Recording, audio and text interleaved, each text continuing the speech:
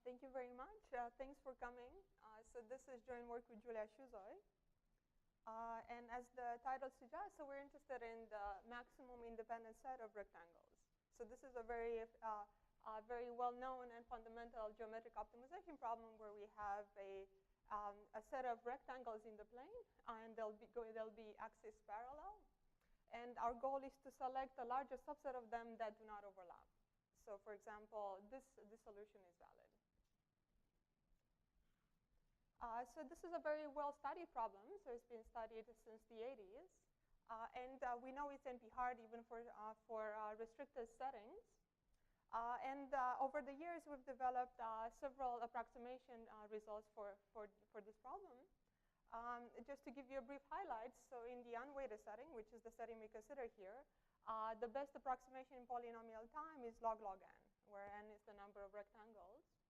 In the weighted setting, when the rectangles have weight, the best approximation is log n over log n. And for some restricted classes of rectangles, such as squares or fat objects, we can get a polynomial time approximation scheme.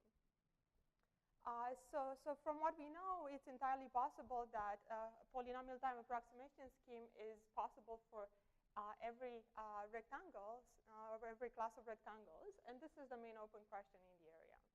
Can we get a p-TANS? Unfortunately, it's still open, and it remains so even after today.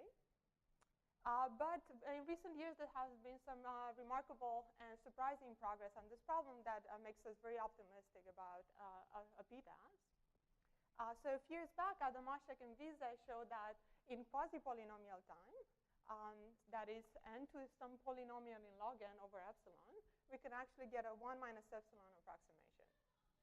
Okay, so this is an approximation scheme that runs in quasi-polynomial time. And what I'll tell you a little bit about today is an improved running time. So we build on the work of Adamaszek and Wiese and get an approximation scheme that runs in time n to polynomial in log n over epsilon. Okay. So this is an exponential improvement in the exponent of the running time. And as I mentioned, our work builds on the framework of Adamaszek and Wiese. So I'll tell you a little bit how their algorithm works, and then I'll try to give you some of the main ideas that we use to improve the running time. Okay, good. So the approach of Adamaszek and Wiese is based on divide and conquer. So let's consider an instance, and after some simple pre-processing, we can assume without loss of generality that all of our rectangles fit in this nice box, and they have integer coordinates between 0 and 2n, let's say. And we want to apply divide and conquer. So what does that mean? So imagine we consider a curve in our box like this one. So if we look at this curve, then several things happen. So one is that it cuts some of the rectangles. But if we were to discard these rectangles that are cut by this curve, then something very nice happens. Namely that our instance now is completely split into two separate instances. One is that is inside of this curve, and one that is outside. And since we removed the rectangles that were being intersected by the curve, these two instances are completely separate. So we can solve them independently of each other and get a solution, and we can put these two solutions together, and that will be still an independent set of rectangles. So this is pretty great. So we would like to do something like this. But of course, in order to be able to do something like this, we need to have some properties from this curve that we're going to use. So let's engage in some wishful thinking and think about what kind of properties we might like. So one property that we might like is that it cuts only a few rectangles of the optimal solution because we want to get a very good approximation. Another is that we want these instances that we get to be roughly balanced because we want to make a lot of progress. So for example, we want basically the instance to be partitioned into parts that are, let's say, within a constant factor. And another thing that we might like is that this cutting curve that we're using has low complexity. Because even if we know it exists, we might not be able to find it. So So if it has low complexity, then at least we can guess it. We can try all possible search curves. And if we had all of these things, then you could already imagine how we could do divide and conquer. So can we get anything like this? And perhaps surprisingly, the answer is yes. So what Adamasek and Vise showed is that for any complexity you might like for your curve, let's say L, then there exists a curve with L vertices that cuts only 1/L fraction of the rectangles above, and it produces a balanced partitioning. In this case, three-quarter balanced. So each sub-instance only has 3/4 of the rectangles from the original instance. Okay. So I'll call such a curve a good curve throughout the talk, and it's a pretty nice kind of curve. So I won't give the proof of this result. It follows via some very nice techniques, in particular a nice geometric technique called cuttings, and also the planar graph separator theorem. Okay. And once we have such a result, then we can use it as part of the divide and conquer strategy that I mentioned to actually get an algorithm. So let's be a little bit more concrete. So what does the algorithm look like? So we'll proceed in a divide and conquer fashion in the way that I mentioned. And to turn it into an algorithm, we'll use dynamic programming on top of that. So we'll consider all possible subinstances that look like this. Okay? So imagine that we have some complexity for the partitioning curves. For now, it's a parameter. We'll see how to set it later. So we are going to consider all possible subinstances that we get by looking at a polygonal curve like this one of a certain complexity. So in this case, it will be L times log n. This is a bit more because along the way, we'll be cutting and accumulating some complexity. So our dynamic programming table will have an entry for each possible subinstance of this form, where the subinstance is really defined by a polygon with L times log n vertices, and the rectangles we'd be looking at are precisely the ones that are inside of the region. And this region could have holes. Okay? And what the dynamic programming table will store for any given polygon will be an approximate solution for the subinstance. So an instance like this. And we'll fill these entries in a bottom-up fashion in increasing area. And if we consider a subinstance like this one, so what we want to do is we want to cut it using one of these good cutting curves. But unfortunately, all we know is that it exists, but it has complexity no more than L. So what we'll do is that we'll try all possible such curves to make sure that we actually use, in particular, the one that is good. So we'll guess the good curve and use it to partition the instance, and look up the solutions for each of the two subinstances that we get, and put them together. Okay? So for every possible curve that we guess, we get a solution, and we take the best out of all of these solutions found. Good. Okay. Good. So this is the algorithm. Understanding its running time is pretty easy because all we have to understand is how many entries we have in the DB table. And this is just a number of possible subinstances. So each subinstance has complexity L log n. And for each vertex, we have n squared choices. So that number is n to the L log n.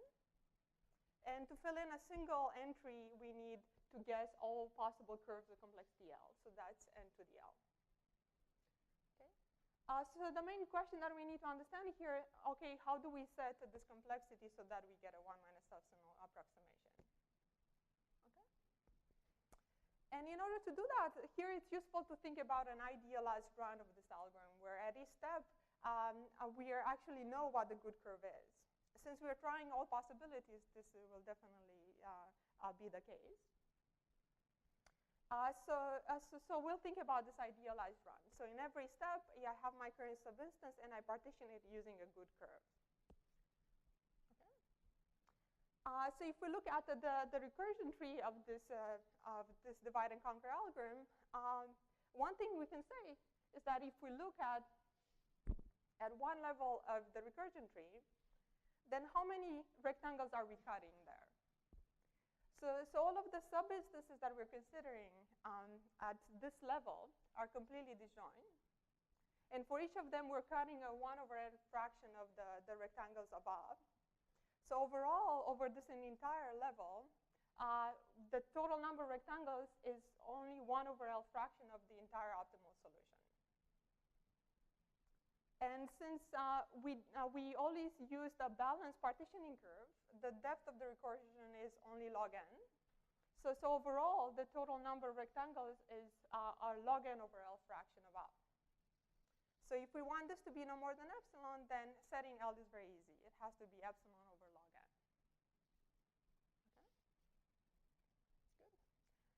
Okay? So this is, that's it. So this is the algorithm.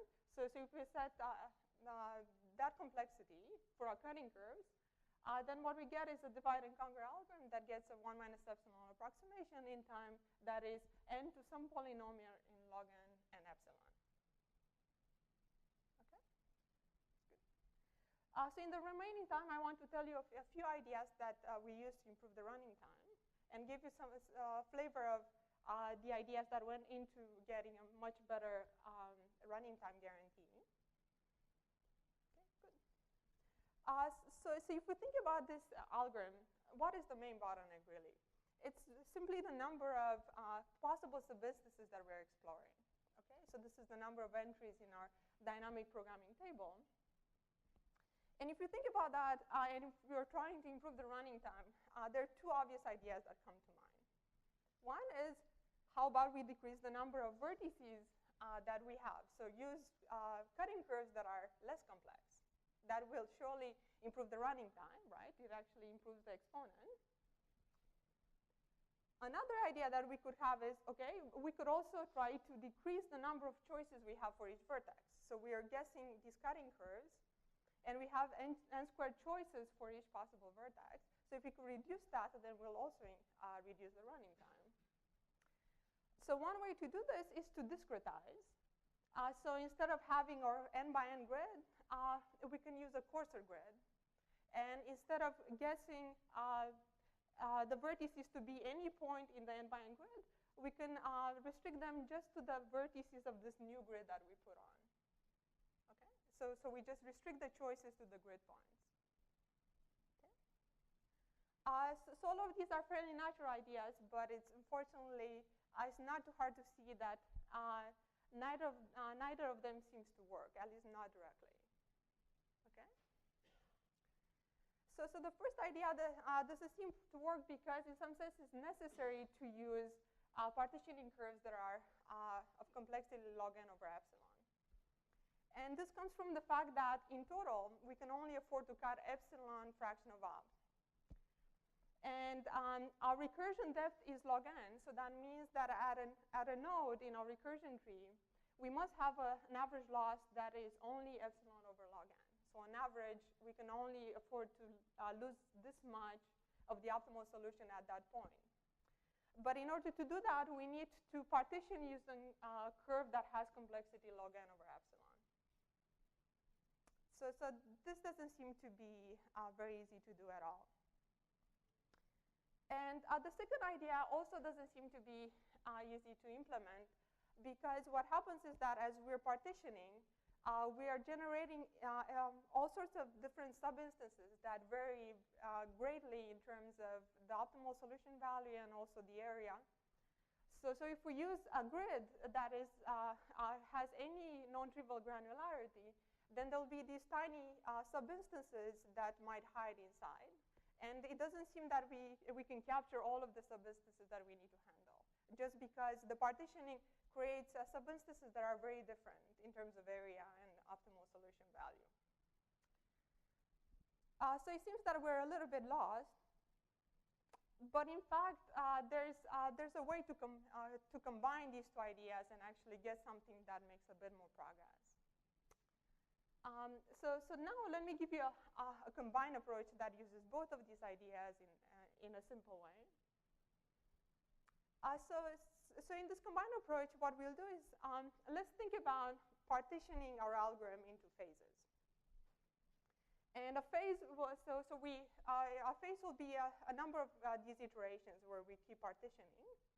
So let's say it's square root log n iterations for now. So we are partitioning our algorithm into these phases. So if we look at the recursion tree, a phase corresponds to square root log n levels of the recursion tree. And we want to use both of these ideas in the following way. So inside of phase, we'll use the second idea and discretize and reduce the number of choices that we have for each vertex. And in between phases, we'll use the first idea and decrease the number of vertices. So we'll do a cleanup procedure that will simplify the polygons that we work with so that we have fewer vertices. Okay? So this is the game plan. So I'm going to tell you how to do each of these. Okay? So let's start with the second one. And let's look at what we'll do at the interface between two phases. Okay? So imagine I did square root log n iterations, and I completed a phase. And now I want to do some simplification of my instance. And here, one point that is useful to keep in mind is that we only have square root of log n phases. And we can afford to lose epsilon fraction of opt, which means that in any given phase, I could cut as many as epsilon over square root log n rectangles. And this will be completely fine. So I have quite a high budget to cut. And I'm going to use it in the following way. So once I reach the end of the phase, I'll have a subinstance that has complexity log n over epsilon. And what I want to do is to further cut it and get subinstances that are much simpler, of complexity no more than square root log n over epsilon. And we can do this using partitioning curves that have that complexity. And these partitioning curves will cut more rectangles, many more than before, but no more than our budget. So this is OK. Using this kind of partitioning curves, we can simplify each of our polygons and reduce the complexity. So we're sticking in this cleanup step in between two phases that is cutting a lot of rectangles to reduce the complexity. Okay? So this is how we are leveraging the first idea. So now let's think about what we're going to do inside of a phase. So inside of a phase, we still need to allow for our instances to be defined by polygons with complexity log n over epsilon. But there's something we can exploit. Since now we're only doing square root of log n iterations as opposed to log n, we have a little bit more control about the kind of instances we get. And in particular, the final instance that we get is not too far away from the initial one, at least not as far away as it was before. Meaning that in terms of optimal solution value, it's still pretty close. And where close means within a certain factor. But it's still a lot closer than before. So maybe now we can exploit discretization because it seems a lot harder for these instances to hide within the cracks. And that's precisely what we do. So we take the n by n grid and discretize it very carefully by placing carefully spaced grid lines. And what we want to ensure is that in each of these rows and columns of our discretization grid, the number of rectangles of the optimal solution is not too big. And it turns out that this is, with a very careful argument, it turns out that this allows us to push everything to the grid. So we can make everything align with the grid, and in particular, it allows us to restrict our cutting curves and instances to be defined by the vertices of this grid as opposed to the entire possibilities of the n by n grid. Okay? So if we put these things together, how does the entire algorithm look like? So you can think of this as a two-level divide and conquer algorithm. where we partition everything into phases. And inside each of the phases, we'll use this discretization idea to reduce the number of possible vertices for our instances. And in between phases, we'll use this cleanup step where we repeatedly cut to reduce complexity. And it turns out if we orchestrate these well, we get a running time that is n to the square root log n over polynomial in epsilon. So this allows us to go beyond n to the log n to n to the square root of log n. But then you might look at this and think for a few minutes and think, okay, but why stop there, right? Why not keep going? And in fact, that's a very natural idea. So we should not stop there. We can use this ideas recursively. And that will allow us to use discretization at different levels inside. And it turns out that this is the right idea and will give further improvement. So if we do this for more than 2 levels, and in particular if we do it for log n levels, then we get the running time that I promised, which is n to some polynomial in log n over epsilon.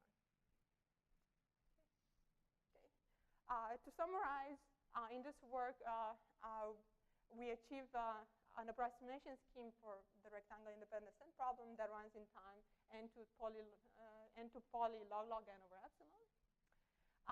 The main open questions still remain open. Is there a p-task for arbitrary rectangles? There's also an open question that is left open by our work, which is whether we can get a similar improvement to ours in the weighted setting. So the work of Adamaszek and Wiese also works for the weighted setting. So there's a approximation scheme in quasi-polynomial time even for the weighted version of the problem. But the discretization step that I mentioned that we use inside of the phases prevents us from extending our approach to the weighted setting. So it will be very interesting to fix this. And this is all. Thank you. And thanks for staying until the very end of the conference.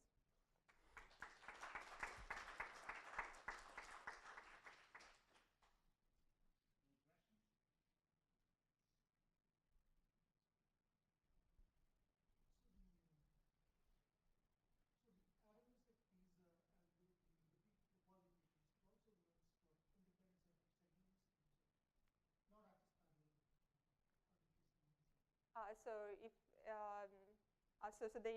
they're not axis parallel. So that's seems to be a hard problem. I think the best approximation we have for that is n to the epsilon.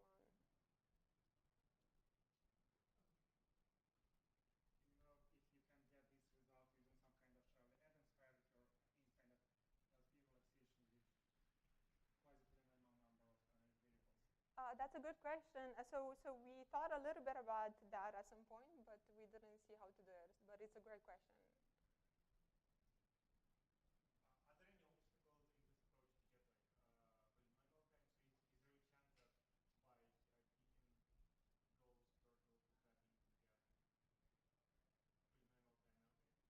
So this is what we were hoping, and we worked hard for quite some time, and we didn't manage. Yeah, so at this point in time, we don't see how to make this approach work in polynomial time, but maybe with some additional ideas, it could be made to work.